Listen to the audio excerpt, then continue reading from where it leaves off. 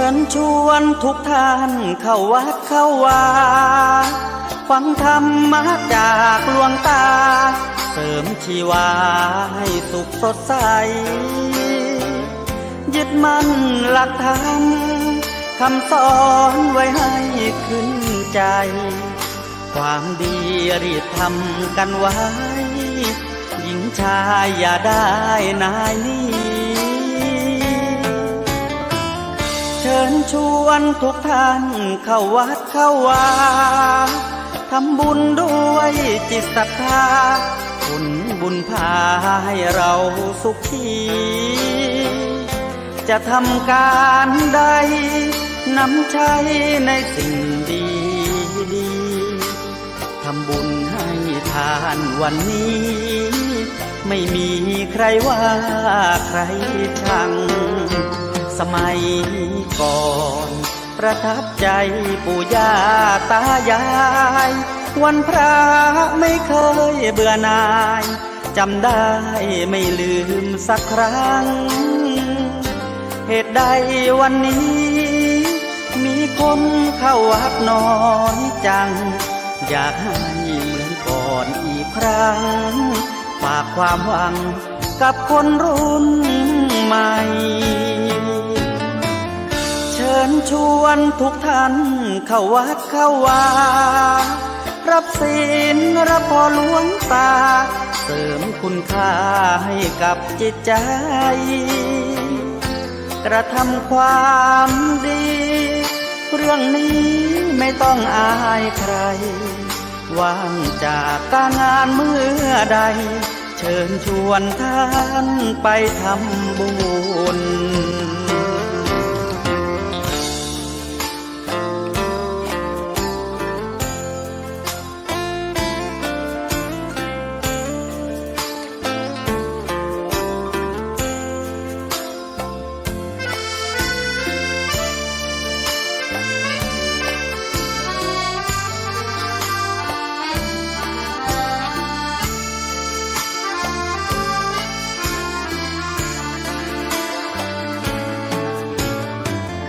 เชิญชวนทุกท่านเข้าวัดเข้าวารับศีลรับพรหลวงตาเสริมคุณค่าให้กับจิตใจกระทำความดีเรื่องนี้ไม่ต้องอายใครว่างจากการงานเมื่อใดเชิญชวนท่านไปทำบุญกระทำความดีเรื่องนี้ไม่ต้องอายใครฝากเพลงเชิญชวนหญิงชายอย่าอายเรื่องการทำบุญ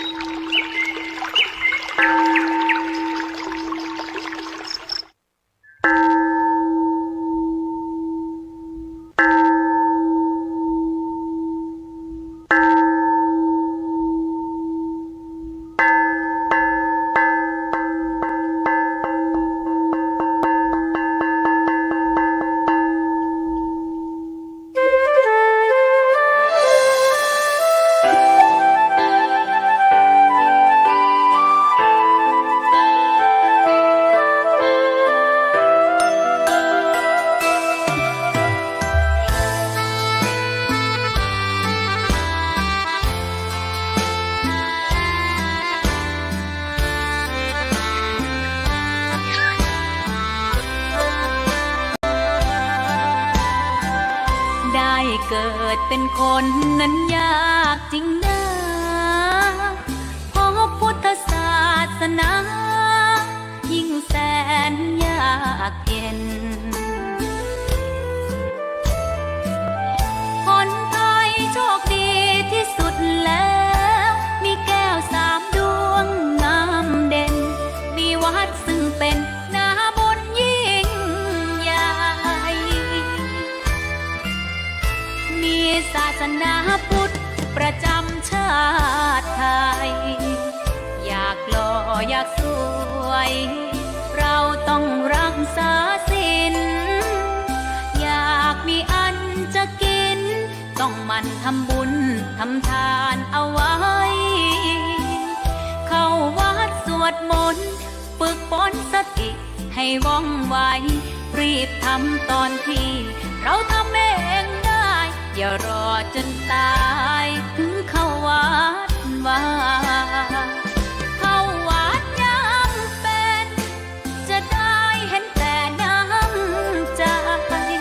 เข้าวัดยามตายจะได้เห็นแต่น้ำตา ก่อนจะสายเกินขอเชิญมาใช้ชีวิตให้คุ้มค่า เจริญทานศีลภาวนา สั่งสมบารมีไว้ ทำบุญตอนที่ยังมีชีวิต ย่อมดีกว่า ขอ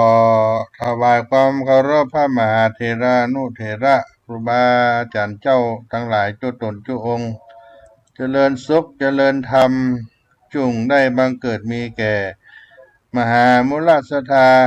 สาธุชนพุทธบริษัททั้งหลาย ที่ได้สดับรับฟัง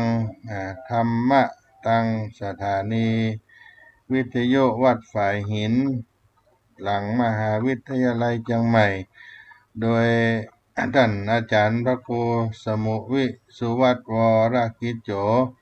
เป็นผู้อำนวยการสถานีได้ดำเนินการดูแลควบคุมถ่ายทอดไลฟ์สดทีวีออนไลน์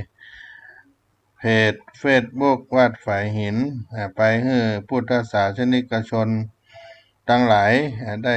หันรูปได้หู้ได้ฟังได้รับธรรมะตลอด24 ชั่วโมง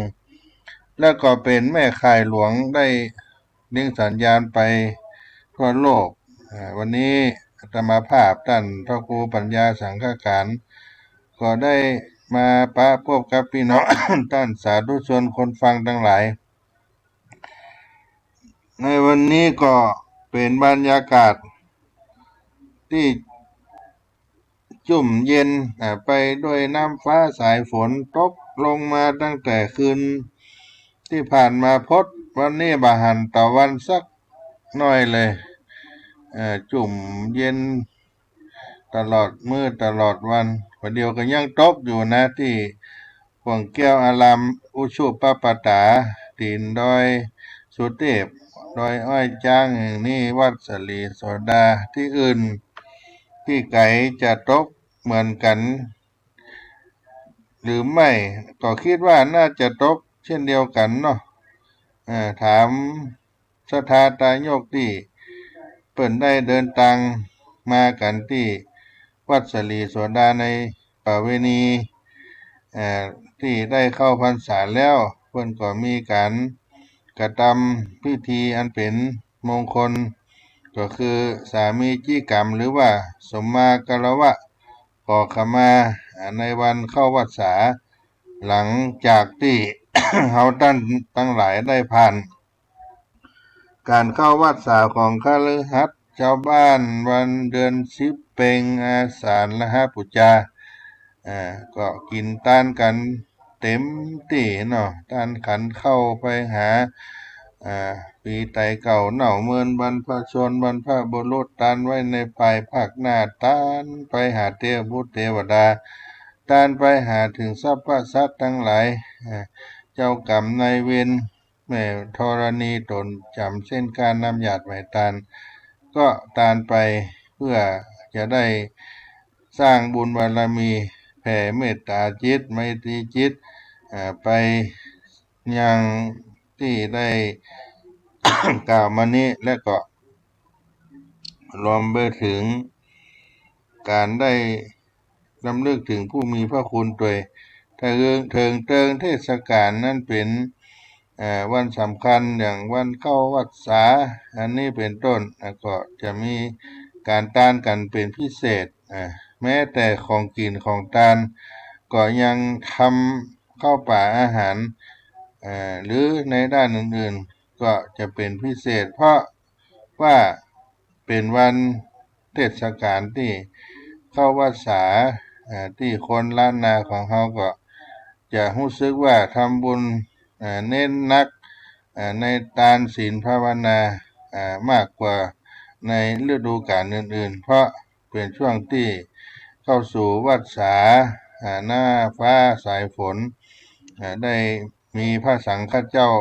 ได้เข้าอยู่จำพรรษาแล้วก็อยู่ได้ใกล้ชิดพระสงฆ์องค์เจ้านี่ก็เป็นพระอานิสงส์ที่จะได้สร้างสั่งสมกันในช่วงเข้าพรรษาเมื่อเข้าพรรษากันแล้วศรัทธาญาติโยมก็หมดอกหมดใจได้อาบน้ำฟังธรรมบูชาคุณแก้วเจ้าทั้งสามประการส่วนในฆราวาสญาติโยมนั้นก็ได้ประพฤติปฏิบัติรักษาศีลห้าศีลแปดไว้กับตนเข้าตัวโดยเฉพาะวันศีลบอกว่าศีลใหญ่ศีลน้อยศีลหลวงก็มีการมารักษาศีลเนื้อตานเจริญจิตเมตตาภาวนาอาบน้ำฟังธรรม ส่วนภิกขุสังฆเจ้าทั้งหลายก็ได้อธิษฐานเข้าพรรษาแต่ว่าเป็นวันเดือน10เหนือแหม1 ค่ำหรือวันเดือน8แรม1 ค่ำของคนไทยภาคกลางสากลตามปฏิทินที่ได้ยึดถือกันเหมือนกันทั่วประเทศไทยแต่ล้านนาเฮานั้นจะนับเลยไปเป็น2 เดือนเรียกว่าเดือน10เพ็งเดือน10แฮมอย่างนี้เป็นต้นก็มีการอธิษฐานเข้าวัดสากันปีนี้สำหรับวัดสลีโสดาพระอารามหลวงมีพระภิกษุทั้งหมด46รูปทุกเจ้าญาติโยมทุกเจ้ามี46รูปพระน้อยสามเณรมี188รวมทั้งหมดมี234 234นะจำไว้มันเรียงกัน234รูปพระเนนวัดสลีโสดาในพรรษานี้ทุกเจ้ามี46พระน้อยสามเณรมี188รวมแล้ว234ก็เป็นจำนวนที่ได้อธิษฐานเข้าพรรษาและมีพนักงานปอกครัวแม่ครัวคนขับรถเด็กวัดอารามบอยก็อยู่ในราวสักประมาณ250ชีวิตประมาณนั้นนี่ก็เป็นจำนวนในปีนี้ถ้าเปิ้นถามว่าวัดสลีโสดาตีนดอยสุเทพมีพระเนนเท่าใดก็มี234รูปแล้วก็มีพระสงฆ์ทุกเจ้า จำนวน46รูปพระน้อยสามเณร188รูปนี่ก็ถือโอกาสแจ้งศรัทธาญาติโยมทั้งหลายเพิ่นก็มี มีจิตศรัทธาหลายท่านก็มาถวายทานพระอาบน้ำฝนถวายทานข้าวสารเทียนพรรษาของใจส่วนตัวเป็นแป้งสีฟันยาสีฟันสบู่ผ้าขนหนูถังน้ำเหล่านี้เป็นต้นที่เป็นการทำบุญในวันเข้าพรรษานอกเหนือจากนั้นแล้วก็มีการทำบุญให้ทานน้ำดื่มน้ำใจข้าวสารอาหารแห้งที่จะให้พระภิกษุสามเณรทุกเจ้าพระเนนได้ฉันได้บริโภคก็ทยอยกันมาทำบุญเพราะว่าอยู่กันนักกันหลาย1 วันก็ใจเข้าประมาณ2 กระสอบเป็นอย่างต่ำกระสอบขาวกระสอบ40 กว่าลิตรญาติโยมนี่ก็เป็นวิถีชีวิตในช่วงเข้าพรรษานี้ของวัดสลีโสดาพระอารามหลวงอยู่ในใต้ร่มธรรมของพระเดชพระคุณหลวงปู่พระธรรมวชิรโกศลหลวงปู่ครูบาเจ้าสังวานพระมะวันโนที่เป็นเจ้าอาวาสวัดสลีโสดาในปัจจุบันนี้และก็วันนี้เป็นวันที่หัววัดต่างๆคณะภิกขุสังฆเจ้าทั้งหลาย ก็ ได้เดินทางมาโดยเฉพาะในอย่างวัดเชียงใหม่ในอำเภอเมืองนี้ก็ ก็ทยอยกันมากระทำสุมากรวะขอขมาในวันเข้าพรรษาหรือว่าพิธีสามีจิกรรมพี่น้องทั้งหลายเป็นการทำพิธีขอขมาธรรมเนียมของสงฆ์ที่พระภิกษุสามเณรทุเจ้าพระน้อยมีความเคารพนับถือซึ่งกันและกันได้กระทำเพื่อให้ความสามัคคีอยู่ร่วมกันโดยความสงบสุขทำการขอขมาให้โจกให้ปอนกันขอขมาโทษกันให้อภัยกัน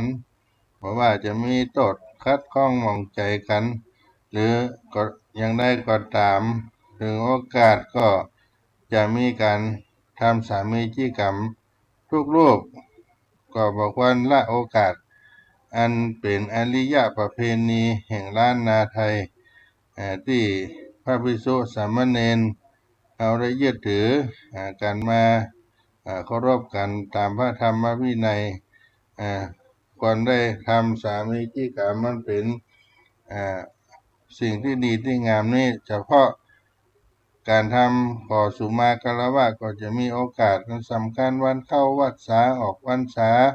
ปีใหม่พื้นเมืองก็ดีเหล่านี้เป็นต้นหรือว่าโอกาสที่ มีงานครบรอบทำบุญสังฆะเจ้าทั้งหลายก็ไปขอขมากรวะครูบาอาจารย์เหล่านี้เป็นต้นโอกาสที่ส่วนมากก็จะเป็นเข้าพรรษาออกพรรษาปีใหม่เมืองเหนืออย่างนี้เป็นต้นญาติโยมทั้งหลายก็เป็นธรรมเนียมประเพณี ที่บังเกิดให้เราท่านทั้งหลายได้เกิดความสมานสามัคคีได้ปะได้พบหันตากันได้บ่ได้ปะได้พบกันมาหลายวันหลายเดือนเป็นปีก็มีก็มาปะมาพบกันในการประกอบพิธีดังนี้บอกว่าเจ้าบ้านฆราวาสก็มีโอกาสก็ไปขออภัยให้โทษซึ่งกันและกันได้เพราะว่าเป็นมังคละเป็นมงคลเป็นการสร้างคุณงามความดีต่อตนที่ได้ทำสิ่งที่เป็นมังคละเป็นสิ่งที่ดีที่งามที่เราควรทำในเวลาอันเป็นสิ่งที่เราควรระลึกนึกถึงครูบาสังฆะเจ้าทั้งหลาย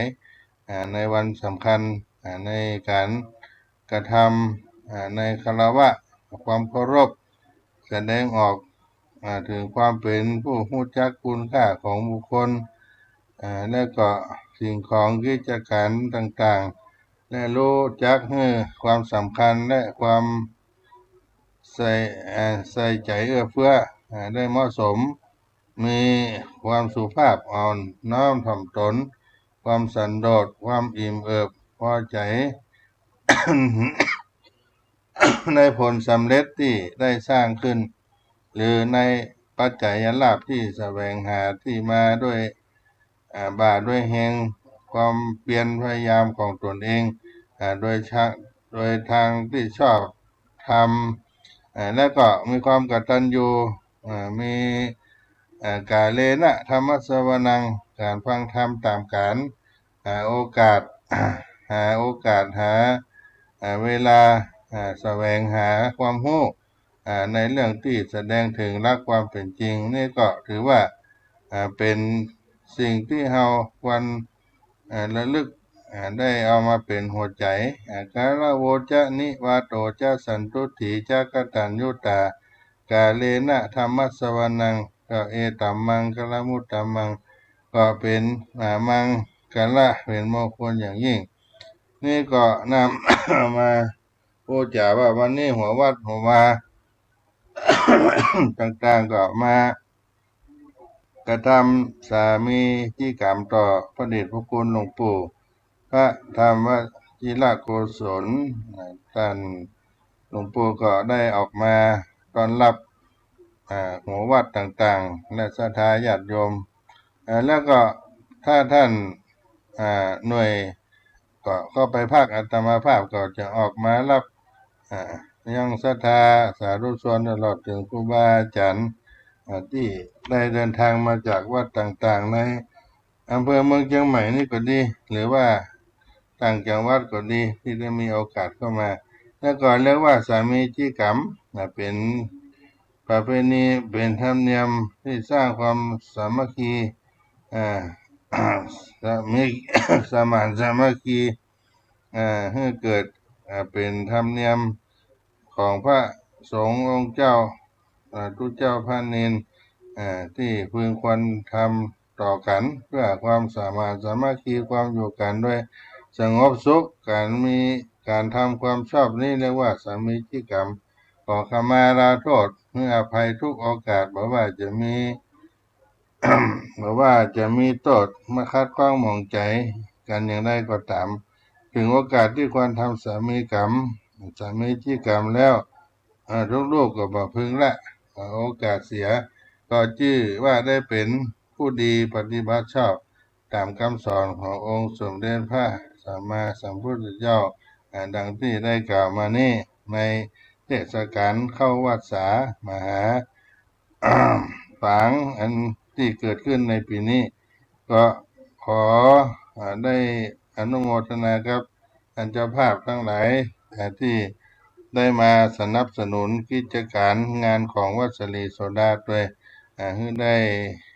มีพระมีเนรได้ลงมาเล่าเรียนหนังสือได้เพิ่งบุญพระพุทธรัตนะธรรมรัตนะสังฆรัตนะในชีวิตแห่งร่วมภาคกาสาวพาสได้ศึกษาเล่าเรียนก็เป็นที่สร้างคุณงามความดีให้กับตัวเฮาด้วยก็เป็นสิ่งที่เฮาได้ศึกษาแล้วก็ให้เกิดประโยชน์เนาะศรัทธาญาติโยมก็ภาคกันสักกรรมก่อนเนาะจะได้ให้พี่น้องท่านทั้งหลายได้ฟังคีตธรรมของรายการสาระธรรมเสียงธรรมวัดสลีโสดาพระอารามหลวงเนาะ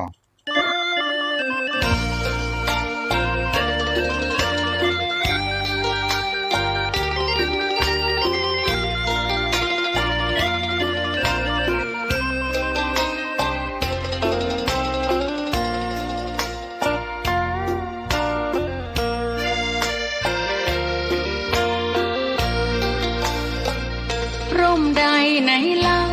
จะเย็นเท่าร่มโพธิ์ทองทั่วลาศรัทธายกย่องร่มของพุทธศาสนา ยิ่งกว่าร่มใดกันแดดไฟฝนลมนาแผ่กิ่งก้านสาขา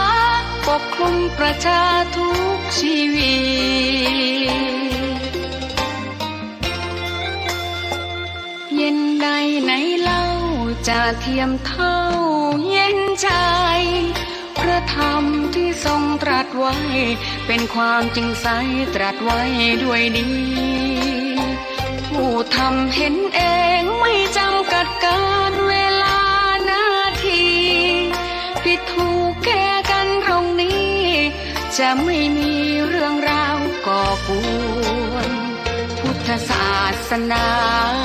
เชื่อมมากับเมืองสยามวัดบ้านโรงเรียนเขตคามปฏิบัติตามแม่ยามเรรวนคิดทำสิ่งใดเป็นไปเพื่อประโยชน์ทั้งมวลทำดีละสิ่งยั่วยวนขนึงครวญทางสายกลางชนะในเล่าจะเทียมเท่าชนะตนยิ่งใหญ่ในทุกแห่งหนยิ่งกว่าชนะคนในสงครามไม่มีกลับแพ้ไม่มีเรื่องแย่มาลุกลามประพฤติปฏิบัติตามองค์สัมมาสัมพุทธเจ้า พุ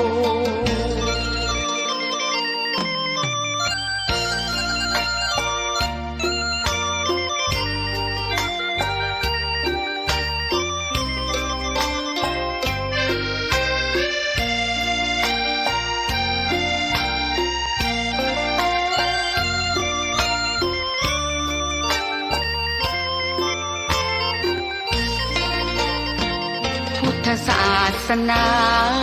เชื่อมมากับเมืองสยามวัดบ้านโรงเรียนเขตคามปฏิบัติตามแม่ยามเรรวนคิดทำสิ่งใดเป็นไปเพื่อประโยชน์ทั้งมวลทำดีละสิ่งยั่วยวนขนึงครวญทางสายกลาง ชนะในเล่าจะเทียมเท่าชนะตนยิ่งใหญ่ในทุกแห่งหนยิ่งกว่าชนะคนในสงครามไม่มีกลับแพ้ไม่มีเรื่องแย่มาลุกลามประพฤติปฏิบัติตามองค์สัมมาสัมพุทธเจ้า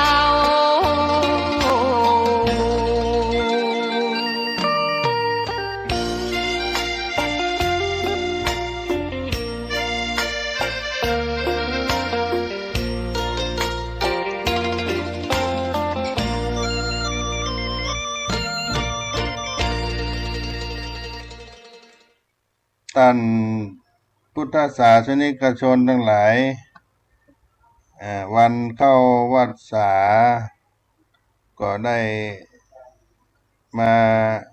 บรรจบครบรอบอีกปีหนึ่งวาระหนึ่งกับเฮาท่านทั้งหลายโดยเฉพาะพระสงฆ์ผู้เป็นที่จ้างที่เปิ่งของศรัทธาญาติโยมทั้งหลายแต่ละวัดก็ได้มีการอธิษฐานเข้าอยู่จำพรรษาณอารามของไผ่ของมันว่าได้เที่ยวจาริกไปที่อื่นเหมือนในยามปกติเข้าพรรษาทุกพระอารามในวัดวาอารามก็จะต้องประพฤติปฏิบัติ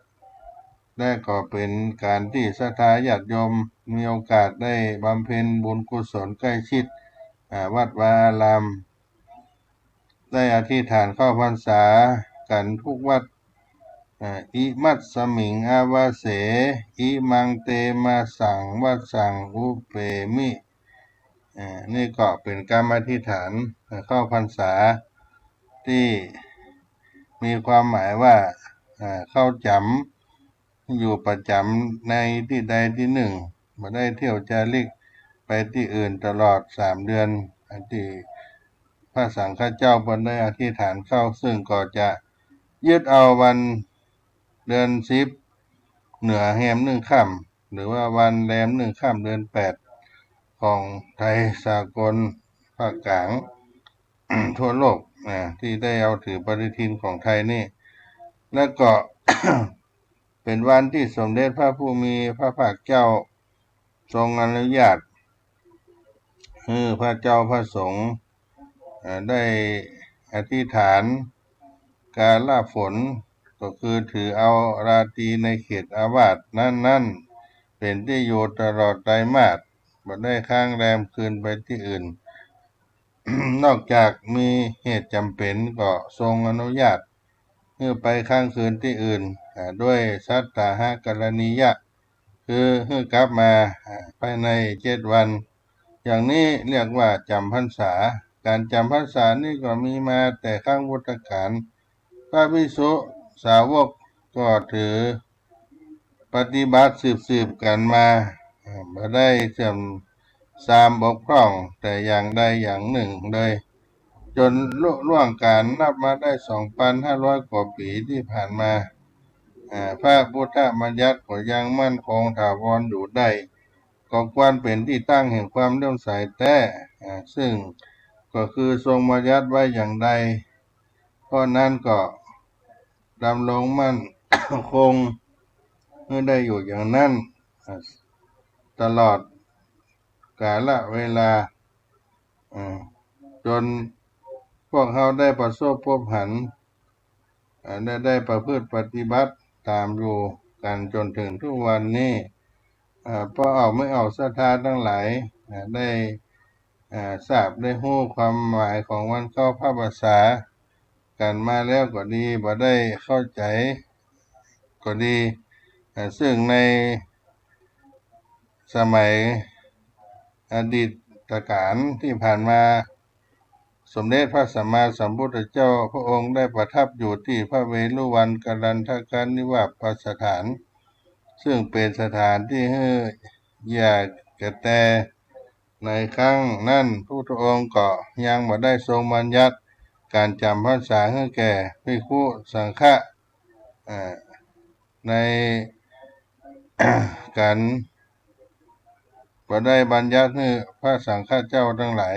ภิกษุทั้งหลายก็พากันไปเที่ยวไปนอนที่อื่นๆไปในที่ต่างๆในฤดูร้อนฤดูฝนอันนี้ฤดูหนาวก็ดีเขาก็จะพากันที่เตียนด้วยประการต่างๆว่าสมณะสากยะบุตรทั้งหลายได้พากันเหยียบย่ำต้นข้าวที่เขียวขจีในตกในนาเหล่านั้นได้เบียดเบียนพืชพันธุ์ธัญญาหารชนิดต่างๆตามให้สัตว์น้อยสัตว์ใหญ่เป็นอันมาถึงซึ่งความตายส่วนว่าปริภาชกพวกเดรัจฉีพวกที่หันมิจฉาทิฏฐิเป็นมิจฉาทิฏฐิบ่เลื่อมใสในพระพุทธศาสนาก็ยังรู้จักปากันยุดพักเลื่อมใสเป็นที่น่าเลื่อมใสแต่ก็คือทรงบัญญัติไว้อย่างใดก็ข้อนั้นก็ดำรงอยู่อย่างนั้นสิ้นตลอดนี้ละระยะเวลาการนั้นยืดยาวส่วนพวกเขาได้ประสบพบมั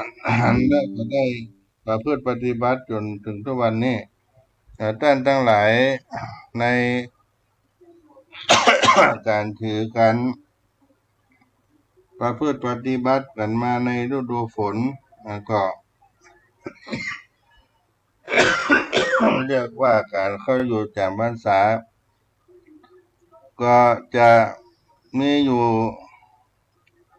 2 วันคือปุริมาพรรษากับปัจฉิมพรรษาคือพรรษาต้นนั่นก็คืออธิษฐานในวันเดือน10เหนือแรม1ค่ำแล้วก็เดือน11เหนือแรม1ค่ำอันนี้เป็นพรรษาหลัง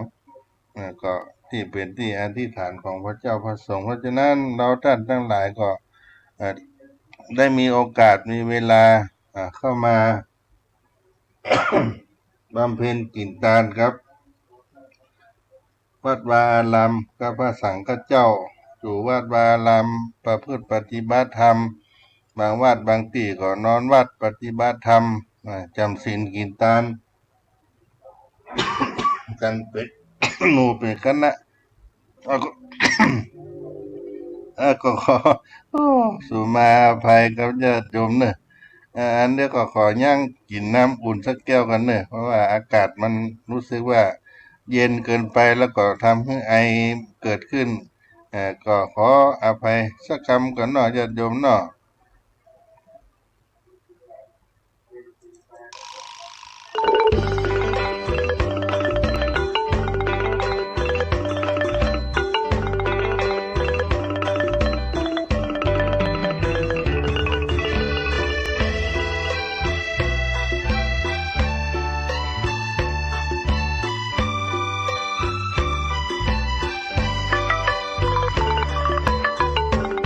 ศีลธรรมค้ำจนมีทุนเลี้ยงชีวิตได้ ไม่ฟุ้งเฟ้อเกินไปไม่หลงไหลไม่สูงสิงน้ำทิพย์พระธรรมดับไฟหัวใจสงบนิ่ง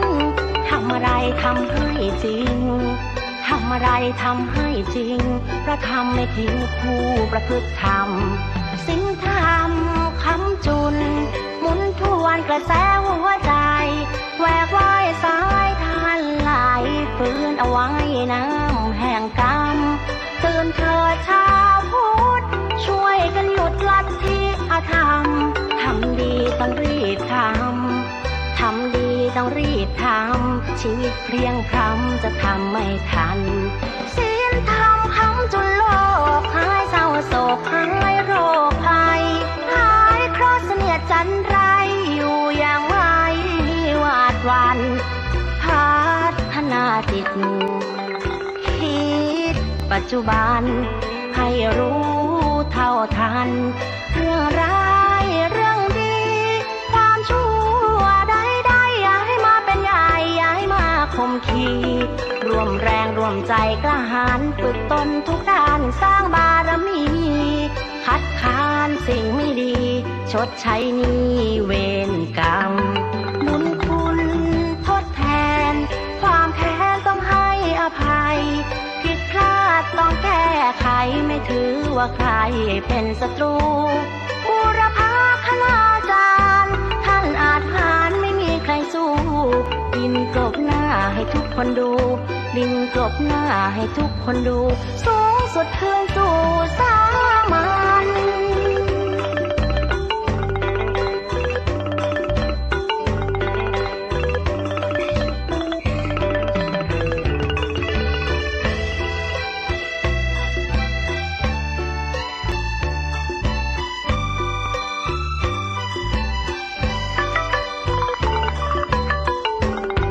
ศีลธรรมค้ำจนโลกหายเศร้าโศกหายโรคภัย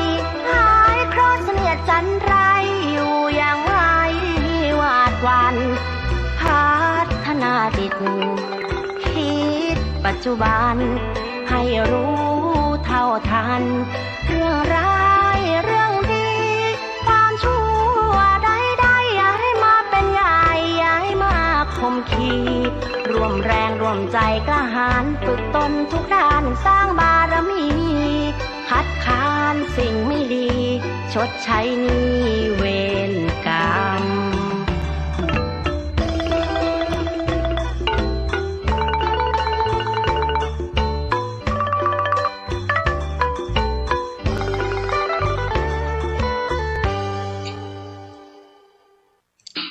ก็มาป้ามาพบกันทำกรรมนึงเนอะหลังจากที่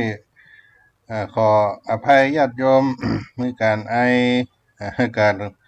เอ่อได้บรรยายการอู้กันจาออกมาด้วยอากาศ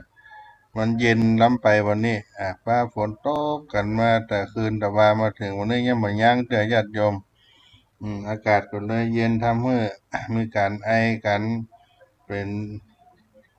คันคอก็ขึ้นมาเนาะขอสุมาอภัยก็กลับมาอู้กันให้สักน้อยหนึ่งในช่วงปลายใต้เวลารายการว่าท่านทั้งหลายได้เข้าสู่วาสาการแห่งเข้าฤดูฝนแล้วบางครั้งก็มีลูกมีหลานได้เอามาบวชห้ามบวชเรียนมาศึกษาพระธรรมวินัยขององค์สมเด็จพระสัมมาสัมพุทธเจ้าเข้าสู่ร่มผ้ากาสาวพัสประพฤติปฏิบัติธรรม บังเกิดขึ้นแล้วก็มีอานิสงส์เหมือนกันเนื้อญาติโยมท่านทั้งหลายได้ยกยอเอากุลบุตรลูกหลานได้เข้ามาบวชก็ดี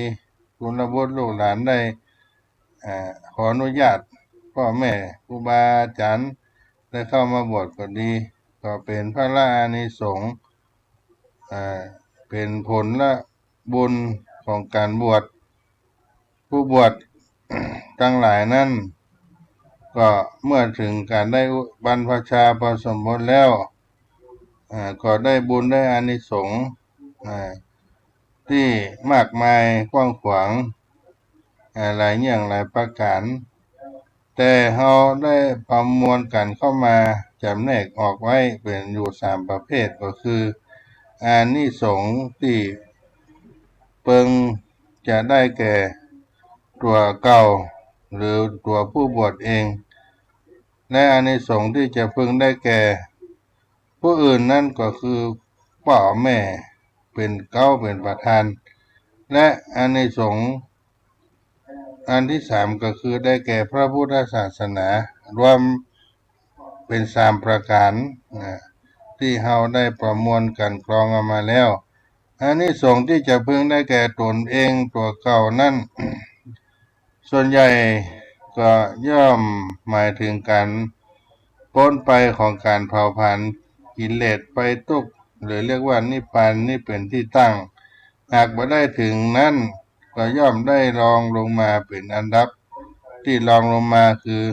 มีไฟกิเลสไฟทุกข์เผาผลาญเพียงเบาบาง แล้วแต่ว่าตนจะสามารถประพฤติปฏิบัติธรรมวินัยได้ดีอย่างใดเพียงใดนี่ก็สำหรับที่กล่าวสำหรับผู้บวชตลอดไปส่วนผู้ที่บวชเฉพาะการชั่วคราวตามประเพณีที่ได้น้อมตนน้อมตัวเข้ามาบวชก็ดีย่อมได้ผลเหมือนเดียวกันแต่ว่า สรุปได้ว่าได้ฮู้จักได้เรียนรู้ศาสนาที่เขาได้นับถืออย่างใกล้ชิด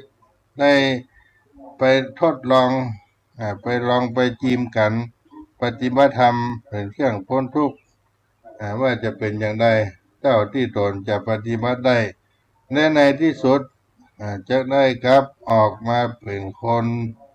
ที่ดีกว่าเก่าเพราะ จะต้องเหมาะสมที่จะตนจะเหมาะสมที่จะเป็นผู้นำในครอบครัวทั้งหมดนี้ก็เป็นอานิสงส์ที่พึงจะได้รับเฉพาะตนและตนจะต้องทำเพื่อได้จริงๆอย่าให้เสียทีที่ได้ไปบวชสำหรับอานิสงส์ที่พึงได้แก่ผู้อื่นก็คือพ่อแม่เป็นต้นเป็นประธานข้อนี้ก็หมายถึงการ มุ่งตอบแทนบุญคุณผู้มีพระคุณเป็นที่ตั้งมีพ่อมีแม่เป็นต้นเป็นประธานของบุคคลเหล่านั้นคนเฮาพอสักว่าเกิดมาในขณะนั้นยังประธานจะลืมตาดูโลกก็ได้เป็นหนี้บุญคุณ แก่คนทั้งหลายมากกวงหลงไหลเดี๋ยวที่จะกล่าวได้สำหรับพ่อแม่นั่นบ่ต้องกล่าวเพราะว่าท่านมีบุญคุณเหนือแสนเก้าของลูกเต้าทั้งหลายเพียงใดนั้นย่อมเป็นที่หู้ที่ประจักษ์กันนี้แล้วส่วนที่ว่าเป็นหนี้บุญคุณผู้อื่นอีกมากมายแต่ยังบัดตั้งแต่เฮาบัดได้ลืมตาดูโลกนั้นก็หมายความว่ายังเด็กยังน้อยพอเด็กคลอดออกมาก็ต้องอาศัยสติปัญญาวิชาความรู้ ของผู้ที่เป็นแพทย์เป็นหมอผู้ที่รู้จักรู้คิดทำเครื่องนุ่งห่มขึ้นในโลกและของผู้ที่ทำการช่วยเหลือแวดล้อมอยู่ ทุกประการโดยบ่รู้สึกตัวจนอาจจะสรุปได้ว่าพอเกิดมาก็เป็นหนี้บุญคุณคนทั้งโลกทีเดียวเพราะฉะนั้นก็จึงเป็นหน้าที่ของคนดีที่จะต้องตอบแทนบุญคุณของผู้มีบุญคุณทั้งหลายซึ่งมีพ่อแม่เป็นประธานในการตอบแทนบุญคุณนั้นบัณฑิตทั้งหลายที่พระพุทธเจ้ามีพระพุทธเจ้าเป็นต้นได้กล่าวไว้ว่ามันมีอย่างที่จะตอบแทนคุณยิ่งดีกว่าการทำให้ผู้มีบุญคุณนั้น ได้รับความดีความงามอันสูงสุดสำหรับความดีความงามสูงสุดนั้นก็มันมีอย่างไปยิ่งกว่าการได้พ้นไปจากทุกข์ได้พ้นไปจากการดูถูกเผาผลาญและไฟทุกข์กิเลสต่างๆ เหตุนี้ลูกก็ต้องตอบแทนคุณพ่อคุณแม่ต้องสำนึกถึงการทำให้พ่อแม่ได้ดีให้พ่อแม่เป็นต้นทำดีให้พ่อแม่เป็นต้นได้รับความดีความงามเป็นความพ้นทุกข์ก่อนสิ่งอื่นได้อันใดทั้งสิ้นท่านผู้รู้ได้กล่าวเปรียบข้อความเอาไว้ว่า หากจะทำให้ถึงกับว่าให้พ่อให้แม่อยู่บนสองบาลูกภูมิฟักรักษาพ่อแม่นั่นมาให้อนาถอาทรร้อนใจด้วยการกินการอยู่บนบ่าโดยบ่ต้องลงสู่พื้นดินเลยในเวลา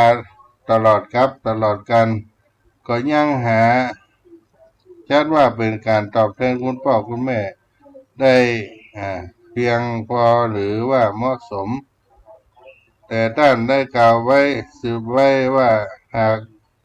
บุคคลใดได้ทำพ่อแม่ ที่เป็นมิจฉาทิฏฐิหรือว่าพ่อแม่ได้ทำพ่อแม่ที่เป็นสัมมาทิฏฐิก็คือเป็นสัมมาทิฏฐิยิ่งขึ้นจนถึงกับออกจากทุกข์ได้ทั้งหมดทั้งสิ้นนี่แหละก็คือการตอบแทนบุญคุณของพ่อแม่ของแม่ได้อย่างสมสมกันเขาก็จึงหันว่าได้ชัดว่าโอกาสและการตอบบุญคุณของพ่อแม่นั้นนับว่ามีที่มากที่มีมากที่สุดในการบวชนั่นคือว่าการบวชนั้นจะทำให้พ่อแม่เป็นต้นมีศรัทธาตั้งมั่นคงอยู่ในพระพุทธศาสนายิ่งขึ้นได้เป็นผู้ใกล้ชิดและเป็นผู้ ที่เป็นญาติที่ในพระศาสนายิ่งขึ้นได้ใกล้ชิดการประพฤติปฏิบัติธรรมวินัยยิ่งขึ้นได้มีความรู้ความเข้าใจในธรรมมันลึกซึ้งยิ่งขึ้นหรืออย่างน้อยที่สุดก็เป็นผู้มีมั่นคงบ่หวั่นไหวในพระรัตนตรัยจนเป็นที่ประกันได้ว่ามันมีทางที่ตกไปสู่อบายได้เลยอย่างนี้เป็นต้นก็นับว่าการบวชนั้นบวชที่ถูกต้องนี่ก็เป็นโอกาสตอบแทนคุณพ่อคุณแม่ได้โดยแท้จริงทั้งนี้ก็ย่อม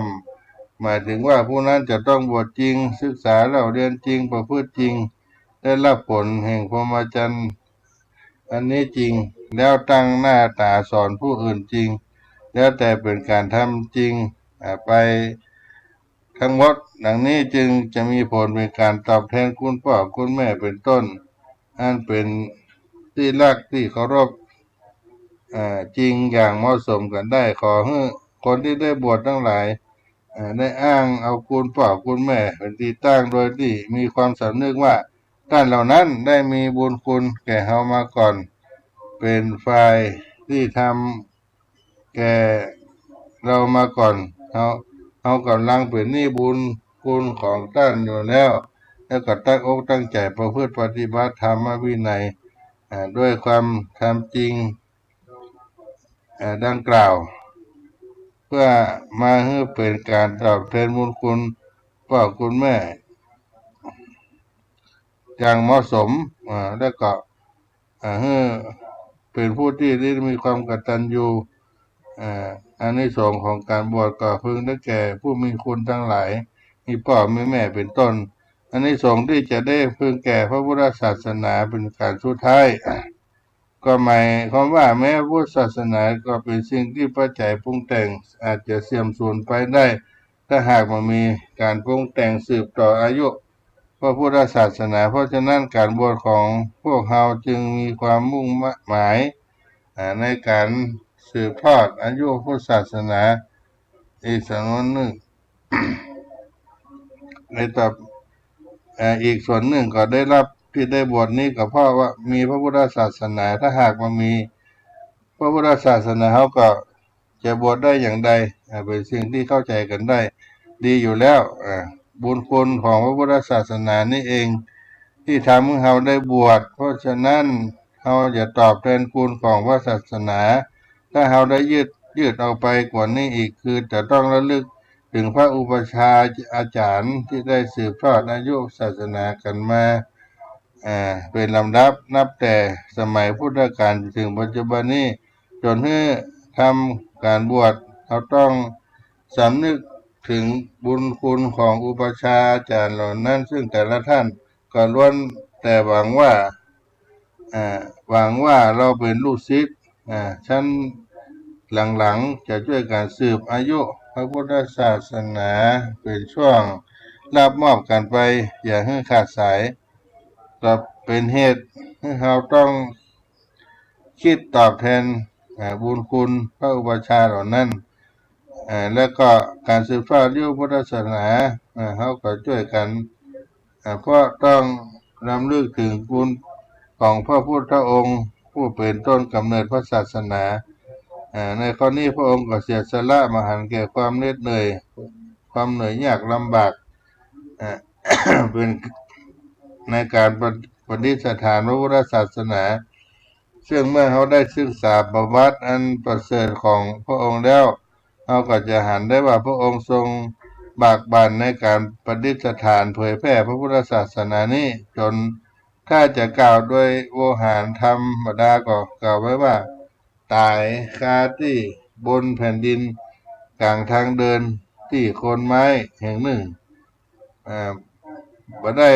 ตายบนกุฏิเหมือนเราท่านทั้งหลายโดยมากก็สรุปว่าพระองค์ทรงมีความพยายามและความหวังที่จะปฏิฐานว่าศาสนาขององค์ให้มั่นคงอยู่ในโลกนี้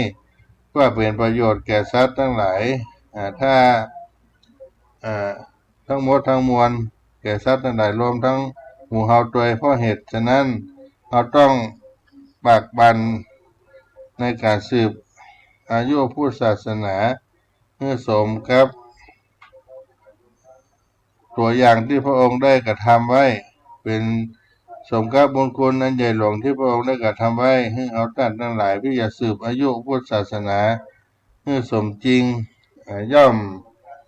มีอยู่แต่ทางเดียวเท่านั้นก็คือเราจะต้องบวชศึกษาเล่าเรียนประพฤติปฏิบัติด้วยความจริงรับผลของพรหมจรรย์นี้จริงแล้วพยายามสั่งสอนผู้อื่นต่อไปจังที่ได้สืบทอดอายุพระพุทธศาสนาบูชาตอบแทนคุณแห่งองค์สมเด็จพระสัมมาสัมพุทธเจ้าได้รำลึกคุณพระศาสนาอันเป็นที่เป็นเครื่องบำบัดทุกข์บำรุงสุขของสัตว์ทั้งหลายและก็ตั้งหน้าตั้งตาตอบแทนคุณพระศาสนาอุปชาอาจารย์ผู้มีพระคุณอันมีองค์สมเด็จพระสัมมาสัมพุทธเจ้าเป็นเก้าเป็นประธานได้ประพฤติจริงศึกษาจริงก็เรียกว่าการศึกษาได้อานิสงส์ของการบวชด้วยตัวเองซึ่งก็ได้ในที่สุดอานิสงส์อันนั้นก็จะแผ่ไปทุกๆโลกทั้งมนุษย์โลกและเทวโลกเป็นเหมือนล่มโพล่มไทรคุ้มครองที่มีชีวิตทั้งหลายไว้เยือกเย็นอยู่ภายใต้ร่มเงาของพระพุทธศาสนาตลอดกาลก็รวมว่าอานิสงส์ที่เขาได้บวชก็ดีท่านทั้งหลายได้เป็นเจ้าภาพบวชผู้ที่บวชนั่นก็ได้อานิสงส์แก่ตัวเองอานิสงส์ที่พึงจะได้แก่ตัวเก่าและก็